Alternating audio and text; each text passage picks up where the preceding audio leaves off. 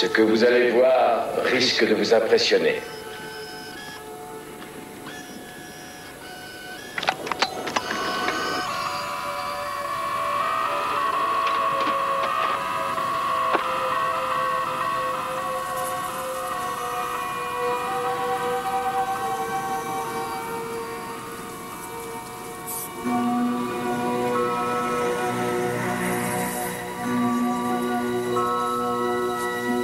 Oui, elle est vraiment poignante, cette scène du miroir, où ce personnage qui a été dépouillé de sa personnalité essaye en vain de la retrouver dans son image. Moi, elle me rappelle une scène du Fils de Frankenstein, qui est un film des années 30, où le monstre, ou plutôt la créature de Frankenstein, essayait aussi de retrouver la personnalité qu'on lui avait volée dans un miroir.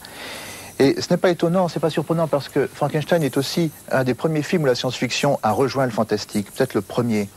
Et à partir, comme je le disais tout à l'heure, à partir d'une erreur, d'un accident là aussi, puisque c'est le cerveau qui était destiné à la créature, qui était un bon cerveau, qui a été brisé dans son bocal, qui a été remplacé par un mauvais cerveau, d'où une source de catastrophe et de malheur.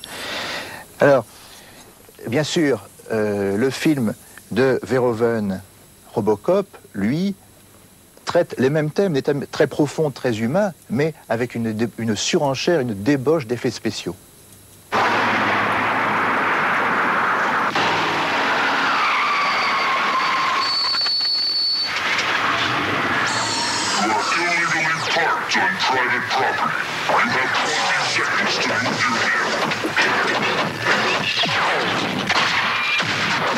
I think that too many films rely on special effects, and that obviously isn't good. But having said that, I think you have to acknowledge that special effects are becoming an art form in their own right, and some of them are quite wonderful.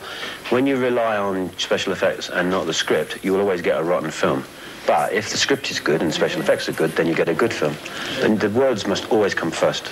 Now, the big problem was the shooting of the picture was extremely difficult, because you had not only action scenes with explosions, shooting and all that stuff, but also all the stuff with the miniatures. You have the big robot, that's not Robocop himself, but the big big robot, which is in fact a little miniature, but it looks twice as big as a man in film and looks very good. But it's these all technical proceedings, and you have to be you're always under pressure. I mean, there's a big budget which was $13 million, but that's less than average for an American movie nowadays. So I thought shooting of Robocop was a very unpleasant, nightmarish feeling. Yeah. Right, that's it, yeah?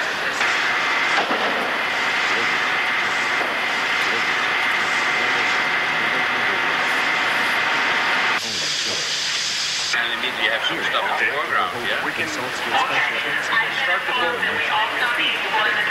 Now follow.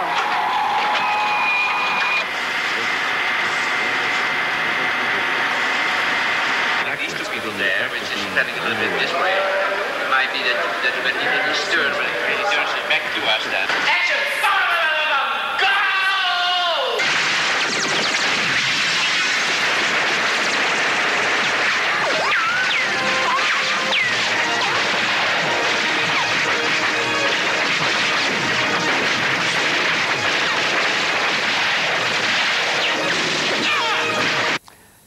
Ce qui m'a touché dans ce film, Robocop, c'est la recherche de la personnalité perdue.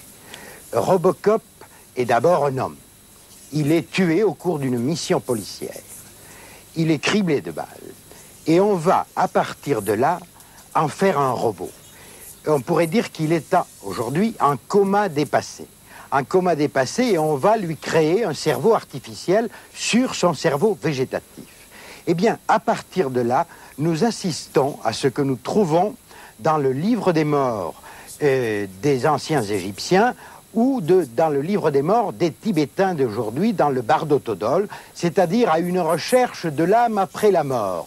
D'un côté en épuisant les images, de l'autre côté, au contraire, en les amplifiant. Et enfin, nous assistons au dénouement qui est la découverte de son nom.